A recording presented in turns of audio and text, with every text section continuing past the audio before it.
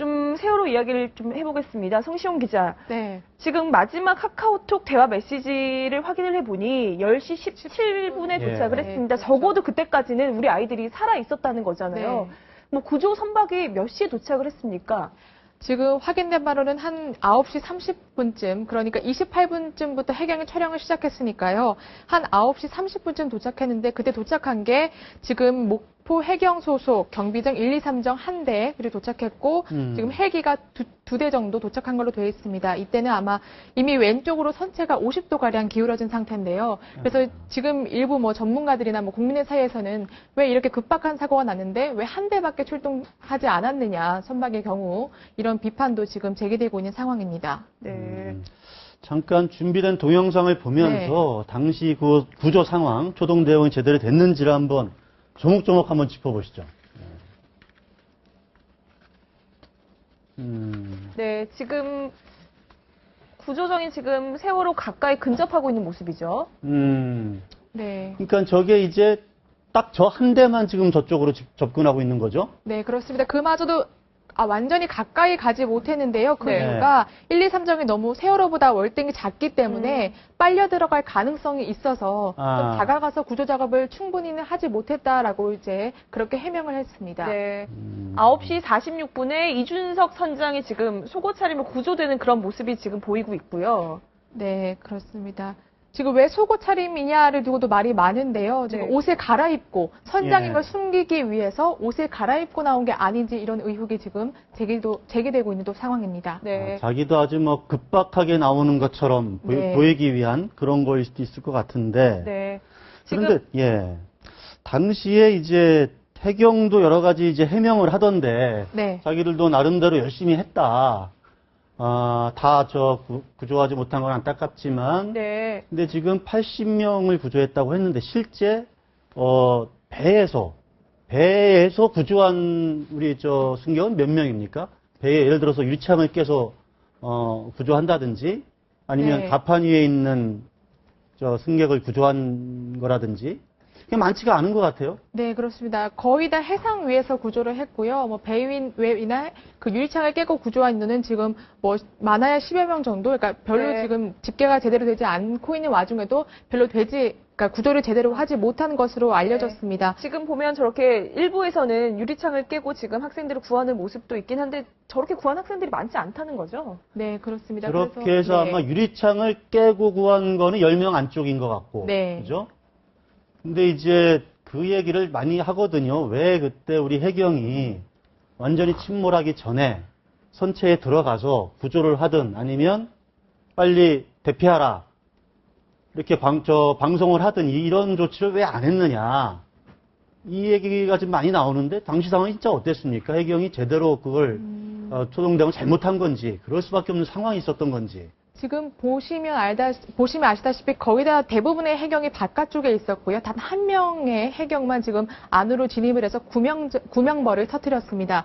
이에 대해서 해경 측의 해명은 너무 선체가 지금 거의 70도 가까이 기운 상태였기 때문에 절대 선체에 진입할 수 없는 상황이었고 유리창도 깨기는 깼다. 하지만 그 과정에서 오히려 유리창의 파편으로 인해서 좀 상처를 입었다. 또 이런 해명을 내놓기도 했습니다. 근데 그거를 어제 여러 차례 얘기를 하던데, 네. 그건 사실 일종의 약간 뭐랄까, 수사에 대한 변명 같기도 네, 하고. 방송에 대해서도 해명을 했는데 9시 30분에서 35분 사이에 그 구명정에 있는 경비정에 있는 방송 시스템으로 이제 방송을 했다. 근데 알고 보면 생존자들이 들었다는 사람은 없거든요. 그렇기 때문에 상황이 급박한 속에서 선체 내에 진입하지 않고 그 멀리 떨어진 곳에서 방송을 한 게 과연 효과가 있었느냐, 이것에 대해서도 좀 의문이 많이 제기되고 있습니다. 네. 지금 저희가 해경이 구조 초기에 한 것과 안 한 것을 좀 구별을 해봤습니다.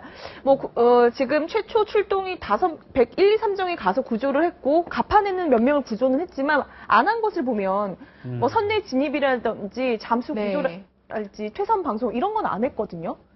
어떻게 보세요? 이거 제가 간단히 설명 좀 드리면은 저희들이 이제 함장을 해봤기 때문에 그러니까요. 우리 해경이 어떻게 했는가를 어느 정도 이해를 할 수가 있습니다. 지금 9시 30분경에 도착했을 때 어느 정도 배가 기울었나 하면은 50도 정도 기울었다. 네. 네. 이렇게 이야기하는 것이 이제 거의 맞는 것이 세월호하고 진도 VTS가 9시 18분에 통화하는 거 보면은 50% 정도 기울었다. 이렇게 하거든요. 네네. 왜 그러면은 배에서 정확하게 알 수 있냐면은 배 그 조타실에 보면은 함경사 지시기가 있습니다. 아, 네. 그래서 그 지시기를 보고 연락을 한 거죠. 그러니까 50도 기울었다. 이렇게 되면 그럼 50도 기울은 사항이 어느 정도 위급하냐 하면은 네. 우리가 그 구축함 같은 경우에 45도 기울면은 다시 돌아오지 않습니다. 아. 복원이 되지 않고 네.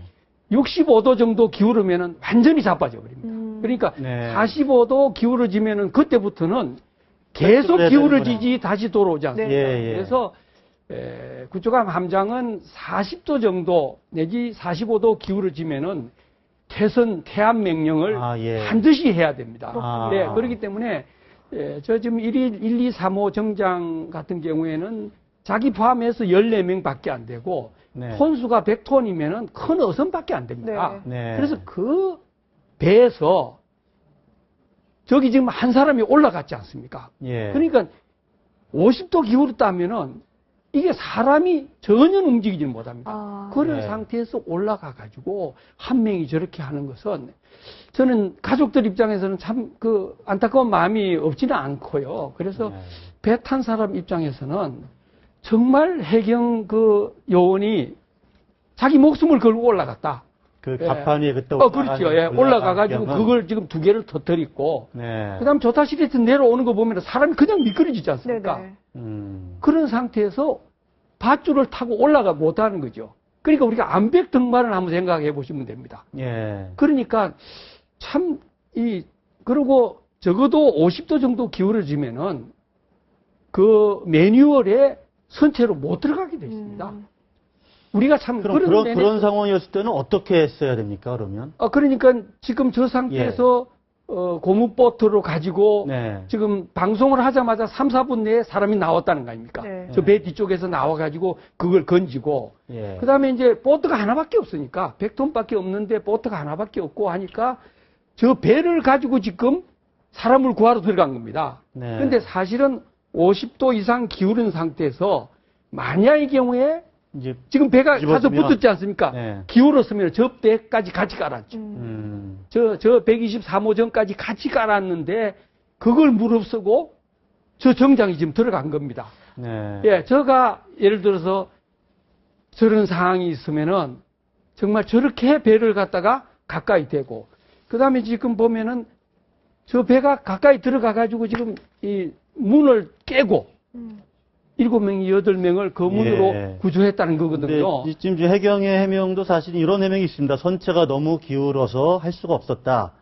또 배에 깔릴 수도 있었다. 뭐 이런 해명도 있었고 또 당시 출동한 인력이 그런 훈련, 그러니까 그 배에 직접 들어가 선체에 진입해서 구조를 할 수 있는 그런 훈련을 받은 그 요원들이 아니었고 그런 장비를 가진 구조대도 아니었다. 이렇게 좀 해경 측은 해명을 하고 있는데 하지만 저희들은 너무도 안타까운 거죠. 눈 뜨는 상황에서 이제 배가 침몰하고 있었고 또 왜 그렇게 그 1, 2, 3 그 고속정밖에 그 네, 자리에 그렇죠. 그 시점에 거기 그 몇 명밖에 못 갔는지. 한란 그 경비정 네. 하나와 헬기 한 대가 고작이었거든요. 그래서 저는 좀 이해가 안 되더라고요. 예, 저도 이걸 이제 쭉 조사를 하고 왔는데 지금 이 1, 2, 3호 경비정도 자기가 지시를 받고 나서 거기까지 30km라는 겁니다. 30km 거리에 자기가 제일 가까이 있는 배라는 거죠. 그래서 그 배가 전속력으로 가가지고 30분 만에 거기 도착했다는 겁니다. 그래서 저는 볼 때 그 조그마한 배가 30분 동안에 그 한 60km 정도 달렸다는 거거든요. 60km 속력으로 가가지고 달리면서 또 저 고속보트를 네. 또 내리기 위해서 준비를 하고 그러고는 이제 10시경에 보면은 어로지도선 한 척이 전속력으로 왔는데 10시에 도착했다는 거죠. 그러니까 그 당시에 어선 외에는 사실은 구조할 수 있는 그런 관공선이나 해경이 없다. 네. 그래서 참 저도 가족들 위해서 참 정말 안타까운 일이다. 네. 예, 그런 참 마음.